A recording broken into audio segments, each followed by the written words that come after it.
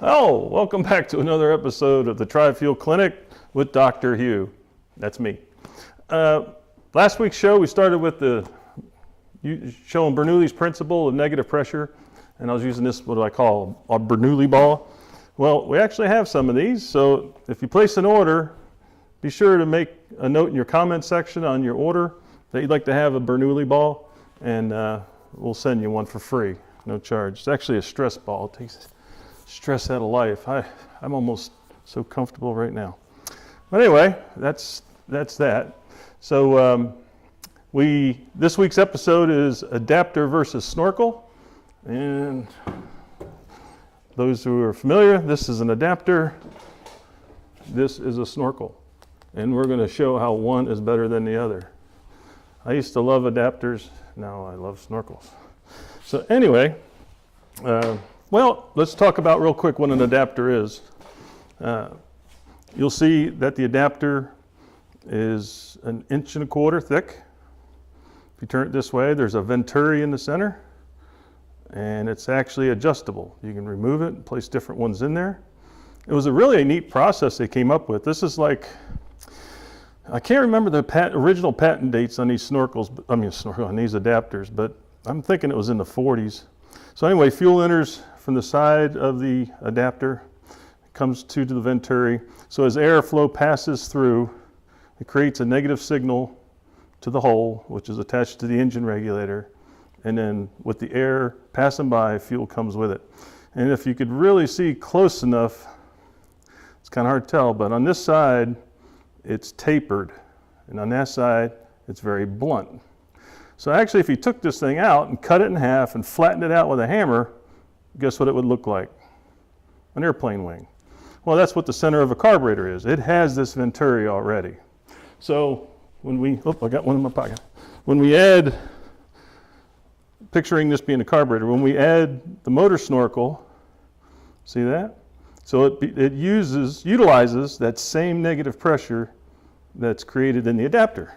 And so there's no reason to add another constriction to the airstream when you use the motor snorkel. And that used to be one of our complaints from customers was, isn't it bad to have a restriction before the carburetor? And you had to explain it really technically isn't a restriction, it's a constriction, because it actually increases velocity and airflow. But that's beyond, just getting beyond too much to talk about the side pieces of that. So, but no, adapters work great for years. They still do.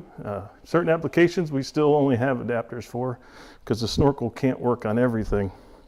Even though it's interesting is the motor snorkel can work on a variable venturi carburetor that has, you've seen them that they lift. You cannot dedicate those to propane. You cannot add an adapter. You can put a snorkel on, but we don't provide snorkel kits for variable venturi carburetors because they're always on four-wheelers and other moving machinery, which we don't support. So anyway, back to the snorkel. Why would you want to add all this to the airstream? And we'll go ahead and show you on the machine what it looks like to add the adapter to the machine. Of course, this is carburetor, and we've taken the air filter assembly off. Now to add the adapter, you can see there's no screws left to put the air filter back on. So because of that, I think I just moved the camera. All right, so because of that, we have to add these stud extenders, which was really a cool idea, whoever came up with them. I give them kudos anonymously, but you'll see they're the thickness of the adapter. So once you put that on, now you have screws that stick out past the adapter to put your air filter back on. Well, that sounds all well and good until it's time to put the air cleaner back on, and now there's no more room because the cage is so tight. And so because of that, that actually sparked the invention of the motor snorkel, because people would not want to convert their generator, because when they did, people would buy a brand new generator, bring it home, have their kit, open the instructions and find out, I got to cut the frame and because you had to take out about 12 inches of frame on some units, which technically didn't alter the frame itself. I mean, of course it altered the frame, duh, but you could still, it still did well. In other words, well, let me back up. Years ago, when they built generators, they didn't even put cages around them. They just had them flat with wheels, and sometimes not even wheels. But, they want them to look pretty in the showroom. The cage is all about beauty and to hold up the gas tank. That's all it's about. So usually the thicker the frame, the bigger the frame, the cheaper the generator. Found that out too. So anyway, that's what the main reason for the motor snorkel, got it right here, is all you do is remove, so let's go back, using the same pictures over here, over there, yeah, yep, there I am. And with choke open, we put the motor snorkel on. I know for some of you, if you've tuned in, you're probably going, I've seen this before, and I know you have, but we're hoping you're going to ask questions. That's what we're mainly doing here. So you see that the snorkel is in past the choke plate, and now we can still choke it on gasoline. Absolutely beautiful. And we can leave it on for gasoline, doesn't bother it a bit, and takes up no space. Now, if you want me to show what the snorkel looks like, I can do that. We like to always show, has a gasket type area around the top, and it has a special, I hate using the word space age. What is it now? What's that new term? Not nanotechnology or something? It's not nanotechnology. Well, actually, it probably is. I don't know. I don't have that kind of. But when you smash the tube on the choke, I know I got that U.S. carburation thing that follows me everywhere. All right. So when you smash that tube like that, it springs back every time. And it can be done thousands of times, and it's impervious to gasoline. Of course, we do our testing. We let it soak for days and weeks and months and never have an issue with the special material we're using. And there's a tube that runs through the gasket, and that is the patented portion that's protected, is the fact that in 100 years of carburation, no one ever patented passing fuel through a gasket like that. And then down to the tube that attaches, and there are different designs that we provide, and then that'll have a hose running to the engine regulator. And that's as simple as that one is. So we had some pictures of something we were going to show. What was that? Were we showing pictures of something? Sure. Installation. Installation. Did we get the tachometer? Is that available? No? No, I mean the one up front with the hours on it. Do you have that picture available? All right. We got a picture we'll show on the next show. It's of an actual unit in our showroom. It's 17 years old. It has around 6,700 hours on it or something like that. But it's been on alternative fuel since it was a baby. So just showing how awesome alternative fuel is. The engines will last longer, perform better. They don't run hotter. All those things that people claim, it is not true. Will not harm. Propane will not harm your engine. Actually helps it, believe it or not. Had one manufacturer that was concerned that our product could harm their machines. They did the research and found out not one engine-related complaint based on our, when people put alternative fuel on their generator. So we were very pleased with that. I asked for the information about the gasoline units and couldn't get that. But anyway, now we're going to the log splitter. Oh, yes, sir. Oh, we got a question. Oh, great. Dr. Hew, I was just going to say we had a question, someone asking about what other types of equipment can be used. So I thought we could show the video here of the log splitter. Can they hear you when you talk? Oh, cool. All right, so so here's the video of the log splitter. This was actually mine, bought it brand new from box store, big box store. I think it's 33 ton, and I ran the first tank of gasoline through it, which you should always do on a new gasoline engine before running it on alternative fuel. Somebody claims that's bogus, but I converted a brand new F-150 right off the Ford dealership's parking lot. I'll come back to that because I want to tell about this. When I had it running on gasoline, I couldn't get through this log and I shoved it aside, which is killer because you've seen the size of it. It's a backbreaker. So after I put the Snorkel on, I said, hey, I wonder how it will do on that. And when I put that one on, as you can see, it ran right through it. So that was kind of an unexpected treat to see that adding the Snorkel in the propane. I was running off a 20-pound cylinder. That was a bug.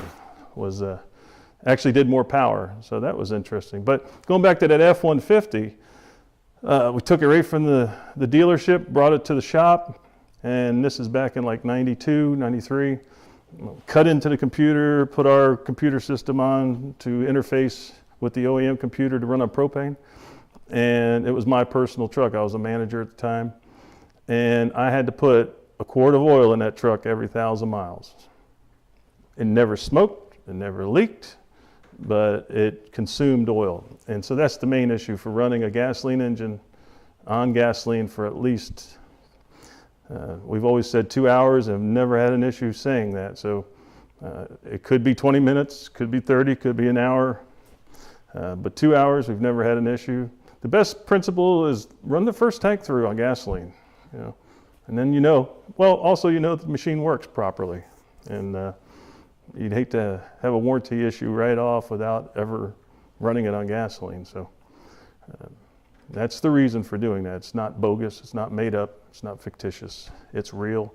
And it was a pain putting a quart of oil in my truck every 1,000 miles because I drove a lot of miles. What else do we have, Mr. Producer? Dr. Hew, there are no other questions right at this moment. Maybe you could just talk a little bit about what are the benefits of having a piece of equipment as tri-fuel, and why would someone want to use Motor Snorkel and to have a piece of tri-fuel equipment?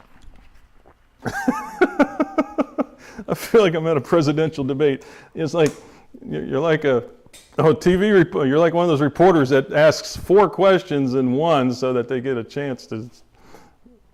I heard tri-fuel. What else did you want to know about? Why would you want to put tri-fuel on what?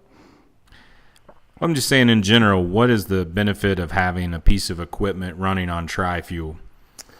Piece of equipment. All right. So I get to pick the piece of equipment? Really?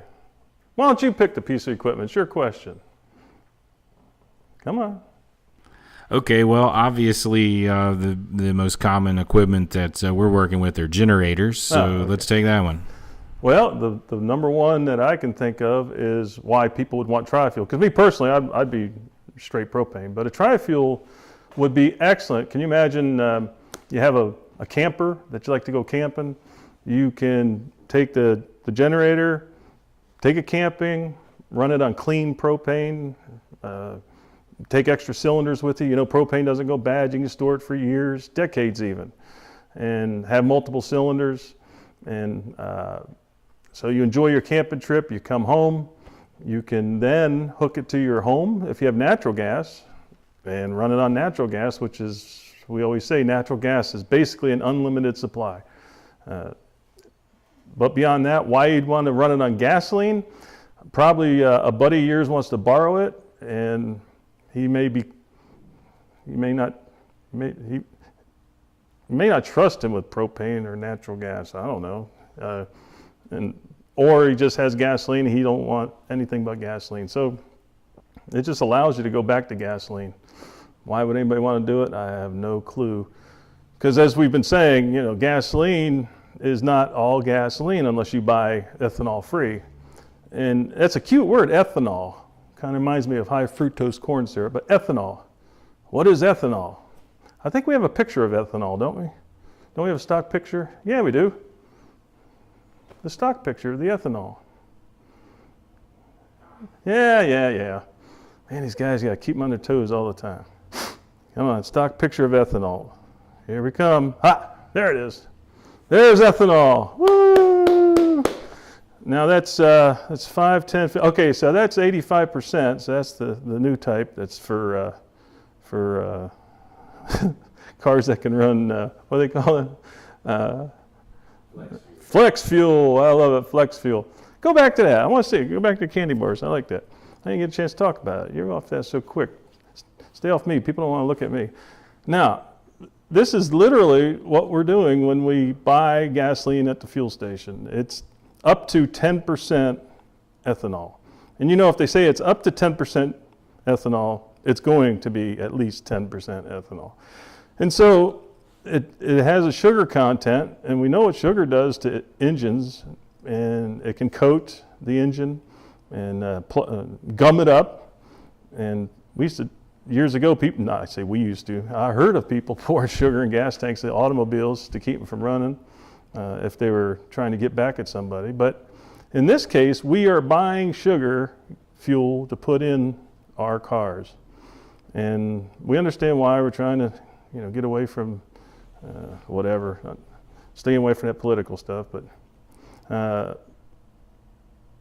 think about that every time you stick the nozzle in your car. But the main point is with small engines, generators, lawnmowers, that's why they don't want to start when they sit for a long time. That's why they putter, the Daffy Duck syndrome, bam, bam, bam, bam, bam, bam, bam. That's what you get when you use sugar in your gas. So it's hard to find a station that sells ethanol-free gas for your lawnmower. But any 4-cycle gasoline engine can run on propane and natural gas. And we got a question coming in, but I wanted to say before I forget, because I have a horrible memory, is don't forget, you can use the same grill bottle on your barbecue grill and use it on your mower. You can use it on your weed eater. There's all kinds of options there. All right, so we have a question. What? Yes? All right, we're going to the, there you go. So there's a grill bottle. Maybe you cooked a steak yesterday with your grill bottle. Now you hooked it to your generator, and you can take it portably. That's like 5 gallons of gasoline. So you get like, we have another question. Yes, sir. Mr. Producer. Dr. Hew, we have a question from Dan. Dan says that he wants to put one of his snorkels, or one of our snorkels, on his Honeywell 5200 kilowatt, 5200 watt, I guess, generator. And he says that he's called the manufacturer and he's concerned that it would void the warranty. Would you like to speak to that? Yeah, that's we get that question a lot. It's on our website. They're at liberty to say that, and it's the easy answer. Are they going to tell you, yeah, sure, go ahead, do anything you want to the machine, we'll still warranty it? Of course they're not going to say that. But I will say this, we've never had, 22 years, never had a warranty issue involving alternative fuel on an engine. And again, we had a major manufacturer did an inspection. Actually, I'm going to call it an investigation of the thousands of systems we installed, and not one engine-related concern based on alternative fuel. Now, the nice thing about the Snorkel especially is you're not doing anything to the motor. You're doing absolutely nothing. You're not cutting anything, you're not harming it in any way, changing anything, because we talk about the adapter. Now the adapter, you'd have to cut like the crankcase vent and extend that, so that would be altered. If you take it to a repair shop with half the frame missing, they might start to wonder what's going on. But in reality, you can remove the Snorkel. But what warranty issue would it be? Would it be, your pull start cable broke under warranty? We actually, I'm going to go ahead and use his name. We're a Westinghouse dealer, and we've never had an issue there, because if the rope start goes out, it has nothing to do with alternative fuel or fuel at all. So to answer your question, I know that sounded pretty political and almost danced around it, but I'm not dancing around it. We've just never, I guess that's the bottom line. We've never had a warranty issue involving alternative fuel, but they'll all say that if you ask them straight out. I hope that answered that, because I'm not even listening to myself. All right, we got another question. Dr. Hew, we have a question from John. He says, it seems as though the Snorkel interferes with the full range of motion of the choke plate. How does this affect cold starting? Is that effect more significant when running on gasoline versus propane? So first question. Thank you. First question is, it seems as though the snorkel interferes with the full range of motion of the choke plate. How does this affect cold starting? All right, let's go back to our little friend here. All right, I didn't show this earlier. I showed it on the last episode, so I hate repeating myself because I don't even like hearing me. But you notice this choke plate? Watch when I shut it. Manufacturers have even realized these things are being horribly over-choked for decades. That's why if you choke an engine now, you get some smoke typically, but nothing. Most guys remember the days when before recoil starting, you had the release. But even then, you choke these things and pull. Oh, you could hardly pull them for one thing. Then when you finally did, they'd smoke like the dickens. Well, this carburetor, I think we can see it. It's cut right here, so it doesn't even fill this side. And then they decided, man, we need to even add this additional hole here, and which was really actually funny because we had a customer that swore this snorkel was supposed to go in that hole because there's no way that was manufactured with that hole in that spot and not put the snorkel in. And we have a picture of that in our instruction manual. That's one of our not to do's. We were going to call it a quick stop manual, but instead of a quick start. But anyway, so no, if you'll notice on this one, I tell you what, producer's going to be mad. Hey, I can't even install this thing myself here. Producer's going to get upset with me, but I'm going to put this on. I'm going to grab that camera, and I'm going to show you. Let me see. Are you going to get mad at me for this? Does it even get in that close? All right. Watch when I shut this thing. All right. Whoop. I'm going to pull on the snorkel. I'll show you it's tight. But I'm not very good at this. It's virtually adding no extra airspace. Virtually none. But we've done all the testing ourselves. We put these things on. We do that kind of test ourselves. We make sure, because you're marketing a product to millions of people. How can you say that it works when it doesn't? But no, it has no effect on the velocity of the choke or the operation of the choke. However, there are choke issues with the snorkel on certain machines. If you have a velocity choke that has the spring-loaded plate with the little black cap, when you pull certain brands have like a ring you pull to pull the choke on. Well, what they've done is a pretty smart idea. They put a velocity plate in there, so for big dummies that don't remember to turn the choke back off, the velocity plate will actually open. So you can run with the choke on, sort of. Not as well, but at least it runs. Well, we give you an override because we know that our customers are not dummies. So there's a little choke override, screw goes on, it overrides that spring so you can easily pull it and still choke it. The only other issue is those with automatic chokes that are real wimpy. We do have a fix for that, but it's an additional accessory because they don't have enough motorization to push against the snorkel. But it's funny, most people ask about that when it comes to gasoline. They get the kit or the snorkel, they put it on, they run on alternative fuel, and virtually never go back to gasoline. So the answer is, like on a machine like this and most other basic machines, there is no issue with the choke. Got another question, please? This is a follow-up, Dr. Hew, to John's question. He was asking about, does the choke affect propane operations? So perhaps you could talk about the regulator and the primer function. Yeah, okay. All right, so choking, as you know, is you close the plate. Behind the plate is the high-speed nozzle in the carburetor. So when you close the plate, there is so much, I hate to use the word, Bernoulli would just roll over in his grave, but there's no such thing as vacuum. Look it up. It's a fun thing to learn about. But anyway, I'm going to use vacuum because everyone understands the word vacuum. Because really, there's no such thing as a vacuum cleaner. It's a negative pressure particle picker-upper. But anyway, the vacuum behind that plate literally draws liquid gasoline down the throat of the carburetor, and that's what makes it smoke. Well, with the motor snorkel, it's in the airstream. but you have wide open throttle. Because as you know, governors, these things are governed at 3,600. The governor is always working. This machine's not running, but the governor is looking for 3,600 RPM, so it's slap wide open. And that's why when you go to start it, it's wide open. Once it starts, then the governor starts throttling back and it'll adjust.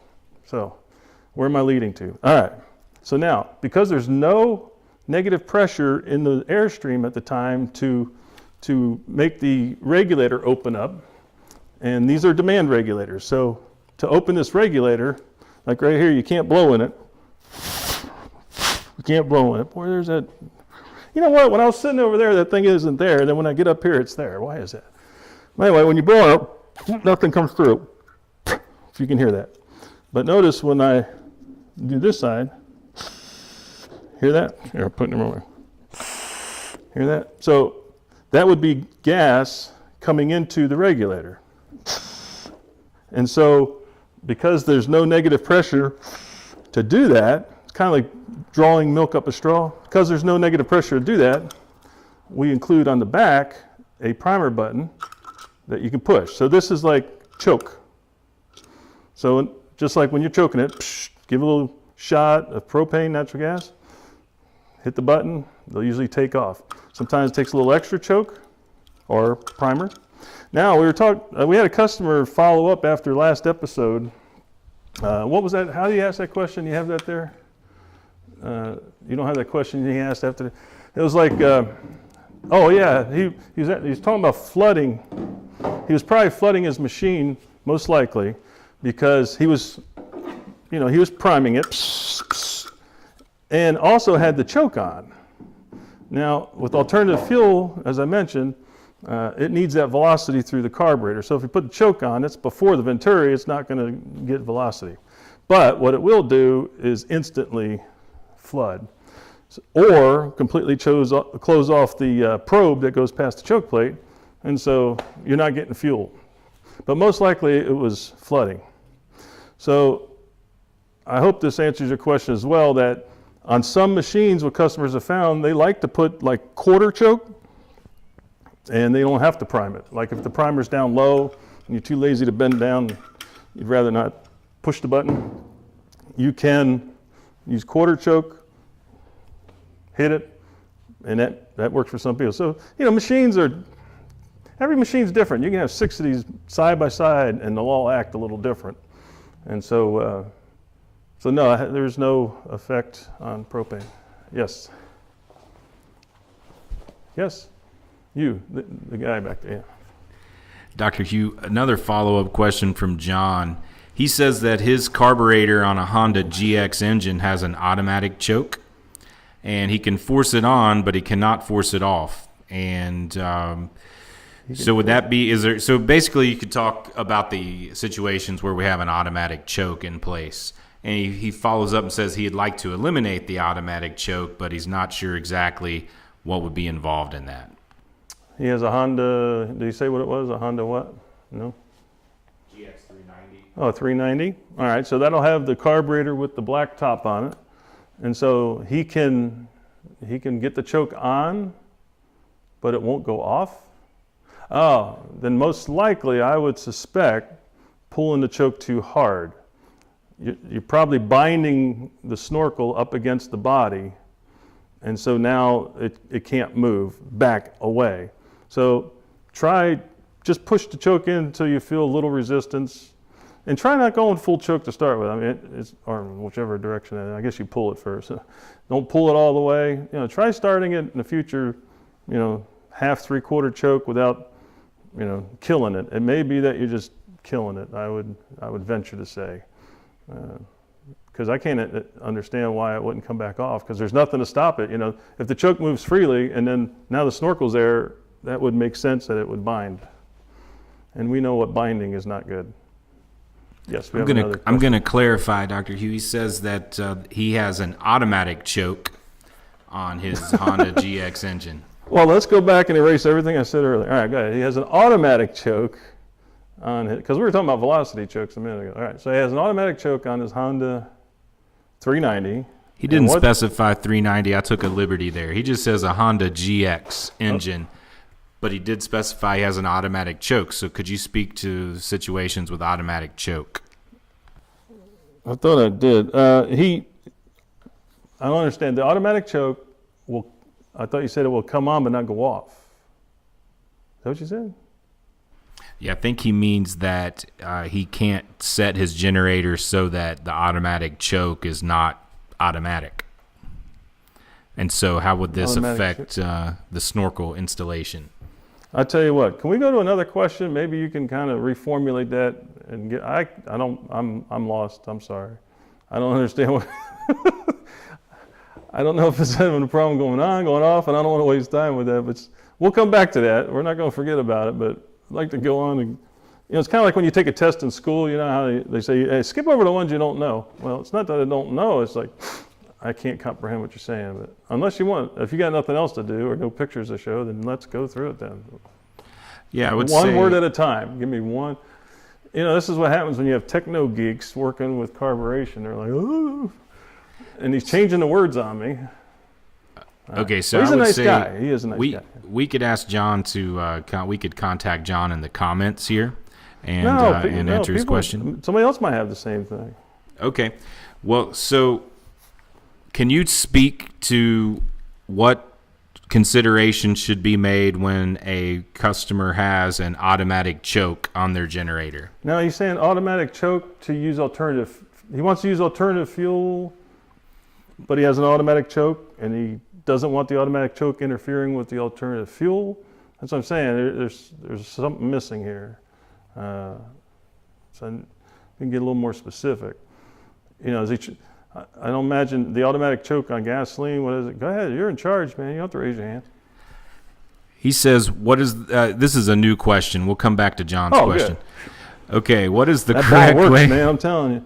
What is the correct way to adjust the calibrator? I have a 5 kW generator running on only propane. It's not a tri-fuel engine. Cool. And when I speak the spark, or when I pull the spark plug, it looks like the engine is running hot. Why does it look that way? Well, all right. To answer your question, the proper way to adjust the calibrator. The calibrator, and it's called that, it's a term that hey, chuck it to me. Yeah. Hey, can't throw it either. All right. So what he's asking about is the regulators have a calibrator, and that's this right here. And so you open that up, and this locks it once you have it where you want it. And it's all finger stuff. No wrenches, no tools, no nothing. Just always leave it finger tight. All right. And so we always say in the instructions, you'd back that to there, and then you'd shut this off. Now you know it's off. Boy, it's hard to do. All right. So you know it's off, all right, because you got the screw all the way in. Open like 1, 2, 3, 4, 5. I usually go about there, and you get the machine running. We call that spit and sputter settings. And then from there, you'll know right away which direction to go. And a lot of times you're using a primer at the same time. The primer is great for that. Just kind of keep puddling along. Now it'll smooth out. Once it smooths out, what I always do is I go in till it's lean, and then I back out about 1.5 turns, something like that. Now it's running. Okay. And you start putting a load on it because you want to set the load. You put a load on it. You may back it off. And then you find out, hey, that's the sweet spot, and you set your nut. But I think I failed to mention, you want to go to. It's best to try to go to the full load, but you don't have to. If you have a, what did he say you had? Did he say size of machine? I thought. 5 kW. All right, so you got a 10 horse engine. 5 kW, if you can get 3,500, 4,000, couple hair dryers on it, each side, load it up. Once you got it running smooth, you bring the calibrator in. So that's that way. In is lean. So you're leaning out the fuel. And once you start to stumble or hear the engine, we use a load bank, so we usually watch hertz. Hertz are the absolute perfect thing to watch, but if you have a tachometer, that's why the second best is a tachometer, because it's quick. If it drops below 3,600, you know you're too lean, you bring it back. You're back to 3,600 under load, you set your nut, now you're good to go. On alternative fuel, this is, again, if you look at our forum, I made up that statement that the world is full of experts. The trick is to find the one who knows what he's talking about. People will tell you propane will burn up an engine. That is just not true. It'll run hotter. But these same people that'll tell you it'll run hotter will tell you you'll lose power because it doesn't have as much BTU, which is always funny. You will lose power, but it's so hot it'll burn your engine. Alternative fuel is opposite of gasoline. That may be where the confusion comes in. On alternative fuels, lean is cool, clean, and efficient. On gasoline, if you run lean, you're going to run hotter. The reason is on gasoline, when you run richer, you're drawing more liquid into the airstream and cooling the engine literally by that effect. So try setting as lean as possible and having full power, and you should not have any issues with setting the calibrator. Yes. Okay, we got some questions coming. This question's coming from Facebook. We have James who is asking, how about modifying older engines? All right, see, that's a term, older.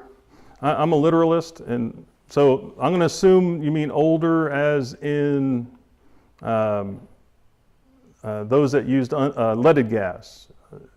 Maybe, maybe not. If it's just an older 4-cycle gasoline engine that can use unleaded fuel, then there's no problem. If it's an older 4-cycle gasoline engine that requires lead to operate, you can get by with it to some degree. I know of farmers that'll do it on tractors, and it shouldn't happen, but for some reason they don't burn up the valves. But you got to remember, in leaded engines, the valves rotated, as it was running. The valves would turn, and the lead would cool and coat the valves. Well, when they went to unleaded fuel, and we know unleaded fuel is actually not adding the lead to the fuel. They used to add lead to the fuel. And then when it first came out, they charged us extra because they didn't add the lead, which is a great way of making a few extra bucks. But anyway, so without the lead in the fuel, if the valves are still rotating, then they're going to get hotter and hotter, excessively hot. So what you can do is either get non-rotating valves, or if it's an older engine, you don't want to spend a lot of money, it's real simple. Go in and tack the rotators, and tack weld so they don't turn, because every time it goes down it turns. So take care of that, it's just fine. There's no problem at all. But yes. Another question. This question's coming from Facebook. Customer, this is John, asking, do you need a tachometer to tune the generator? And we have one here, Dr. Hew, if you'd like to demo it. Chuck it to me. All right. This is our tachometer, and it reads 0.0. That's actually the hours. So it's an hour meter tachometer. Yes. If you have a tachometer, it really, if you don't have a Hertz meter to set your machine, and that would be the best, like an amp probe with the Hertz. If you don't have that, then the most simplistic thing is a tachometer. And the other thing is you get an hour meter. It's amazing. I myself think, I have one on my lawnmowers, I have my everything, and I think, I just changed this oil, 20 hours ago, and I look at the hour meter and it's like 85 hours ago. What? So we tend to forget. So this can help remind you, hey, it's time to change the oil, because that's the lifeblood of the unit. But yes, you can turn that screw. Well, if you've seen it in the background, this is actually a tailpipe emission tester, 5-gas analyzer. With this, you can turn that screw and see changes happening in the combustion, whereas you may not hear it. And we rely a lot, and mechanics are pretty good at it, relying on sound. I hear the RPMs dropping. Well, this will let you know as soon as you start going below 3,600. And the other great thing about a tachometer is some machines never do tack at 3,600. They'll be at 3,650, 3,680. We've even had some 3,500. So it's even a good way to make sure the machine out of the box is tacking correctly. What if you have a machine that wasn't calibrated correctly from the factory? You can show that right away by adding this tachometer. And it does not void the warranty either, because just like the Snorkel, it doesn't alter anything. To add this particular tachometer, for those not familiar with it, there's 2 wires, red and black. These are not power wires. These just indicate 2 different things. 1, spark signal, and 2 is a simple ground. Oop, boy, that's terrible. Oop, everything's backwards. So the black is for ground, the red goes on the spark plug. And what it does, it picks up, it's an induction, picks up spark plug. So you take that and you wrap it around the, finger's bigger than a spark plug wire. So you wrap that around the spark plug wire, and as the wire sparks, it'll count, all right? Now what we do, we don't like all that twisting stuff. We will take this end here and just stick it right inside the boot on the spark plug, and then put our wire ties on it, and it picks up beautifully as well. So either way, you just wire tie it. But yes, setting it with a tack is going to give you instant feedback, and that's what we want. You can walk by your machine while it's running and look over and go, hey, it's tacking at 3550 now, I wonder why. And you go over and adjust the calibrator, and oh, now you see that there's a difference. And that can happen too with the change of propane tanks, and can't stress that enough. Some propane tanks have air in them. If you get propane out of a rack, we have a rack here at the shop, always look for the ugliest cylinder. You want one that looks like it fell off the truck. That's what you want, because that one's been filled multiple times, and the air is out of that tank. If you take a brand new propane cylinder, and they'll do this all the time, they'll take a new one out of this, let me back up. You buy a camper, and we had, don't get me started. We had a customer had a generator, wouldn't run. Come to find out, I was on a camper, had 2 30-pound cylinders, all right? And right away, alarm goes off in my mind. Sir, are these new cylinders? No. Okay. What are you going to do? I'd love to have a phone that had one of these little meters on it. No, it's not a new cylinder. It's like, all right, detector. So, all right. Come to find out, went through all of it. I mean, the man was upset. Come to find out, yes, they were brand new cylinders that he had filled. And he had run his grill off of these tanks and thought, oh, they're fine. I mean, I can run my barbecue grill off these things and it works fine. Yes, that is absolutely true. I used to work for a gas company way back when they invented propane. And you can definitely take a tank, bleed the air out of it when it's new, fill it with propane, hook it to a grill, and it will work. You wouldn't want to do that too many times though, because you get the blowtorch effect. If you ever notice, if you can see your burner, you'll see the flame is lifted away from the burner. It's burning super hot because you have an air-fuel mixture going through a Venturi. And so if you take that same cylinder that worked on the grill and hook it to an engine, it will not run, because now you have an air-fuel mixture supplying a machine, not a burner, a machine, a combustion, 4-cycle combustion, that needs an air-fuel mixture within limits of flammability. And so with an engine, you got this window of flammability. If it doesn't fall within there, it's not going to run, either too rich or too lean. And so that's why you can flood an engine and it won't run. It's got plenty of fuel. So in this case, I forgot the original question. What was it? Do you remember? What was the original question? Actually, Dr. Hew, you were just ad-libbing about why someone should use a not new tank. Oh, yeah. Don't get me started with that, why you don't use a new tank. So anyway, yeah, find the dirtiest, ugliest tank you can get. Then there's no air in it. And, that's supposed to, getting back to the tachometer, yeah. So you can be tacking at 3,600 with one cylinder, the machine dies, you have another cylinder, you throw it on there, and now it's tacking at 3,550 because there's some air left in that tank. It could have been filled 2 or 3 times, but we have found, and we have charts, you can request that from the CSRs. We have an 800 number, pops up later. We also, on our website, there's links with, you can ask questions, email. to get a copy of that chart. But yeah, it takes so many purgings to purge the air out of a propane tank. And no, vacuum purging is not acceptable for engines.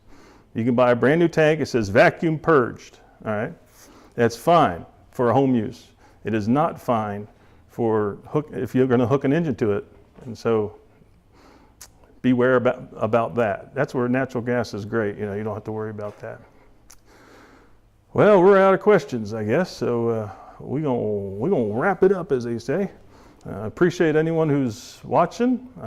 Like I said, our goal is T&T at 2, so Tuesdays, Thursdays at 2 o'clock. We're going to try to be back with you to answer your questions live. Of course, if you have questions off the air, you can use our website to type in your questions. And let me have my magical phone number, please. Where is it? Bring it up from the bottom. Give me my phone number. Man, these guys, I tell you, there you go. Oh, I thought it used to rise up. Anyway, that's the phone number. Feel free to call it during those working hours. Our CSRs are awesome. And please believe, when they answer your question, I want to mention this before I leave. Our CSRs are trained to answer your question if they know the answer. If they don't know the answer, they will find someone in our organization who has the answer. They don't just blow out answers. And it can be disheartening when somebody won't accept the answer of a CSR. They're on the phones all day, every day, answering these questions, and they've heard it thousands of times. So please, but if you don't feel that you're getting the answer you need, please get back with us. And if you ever have a problem with a snorkel kit, don't poo-poo us on the. We will fix it. Our snorkels have a lifetime guarantee. We stick behind them because we know that they work. I mean, it's an awesome device, and we believe truly in it. We back them up 100%. We believe in customer care. That's why we're here. 22 years. You got to care about customers. And we cared about customers before caring wasn't cool. See, now everybody cares about, oh yeah. And some of these places, you know, they just, anyway, don't get me started there. So anyway, you got the phone number, you got the email address if you have any questions there. Every Tuesday, T&T at 2. Invite people. Love to have as many as we can. Ask questions because it opens it up for other things. And, pardon me? Dr. Hew, I was just going to add that our CSRs are available during business hours for live chat on the internet as well. Oh yeah, there's chat. Yep, if you want to chat. I'm more of a chatter than a speaking to a person. So yeah, if you're not in a big hurry for an answer, that's the best thing. If you can chat with them live, and but they're great about getting back with you as well. So I believe that covers all the main points, and we hope to get picked up for next year's season, but we'll see how that goes. So please join us again next Tuesday for our Tri-Fuel Clinic with Dr. Hew.